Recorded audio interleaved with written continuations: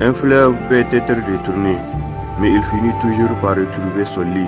Au Burkina Faso, Sankara marchait si vite que le néocolonialisme trébuchait pour le suivre. Quand il brûla le dossier de la dette, la flamme éclaira toute l'Afrique. Le panafricanisme est un fait qui ne s'éteint pas.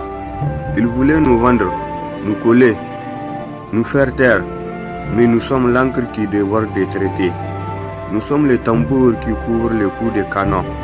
Et demain nous serons l'aube, tout en étant témoins d'éloges, d'actes révolutionnaires d'Harry Mayo et sacrifices pour la liberté algérienne. Un héros oublié en Algérie, un traître dans la bouche d'un pays dit des droits de l'homme. Un soldat qui a fait preuve d'un courage inouï face à l'oppression coloniale. Harry Mayo, un soldat qui a osé défier l'empire colonial français en détournant un camion d'armes pour les offrir aux maquisards algériens. Son geste du 4 avril 1956 fit un coup de tonnerre dans le ciel embrumé de l'Algérie sous domination française.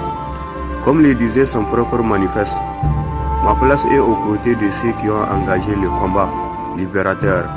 Harry Mayo, un symbole d'unité algérienne au-delà des origines.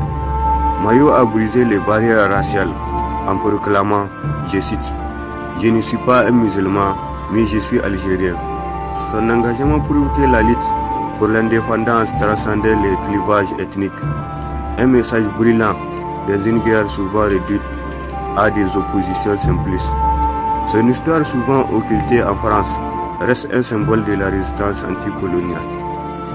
Comme l'écrit Serge Castel dans Le Maquis Rouge, son geste était un acte de foi dans l'Algérie future. Pas l'Algérie qui se prostitue pour la France et les terreaux. Ils ont cru tuer un traître, ils ont créé un martyr.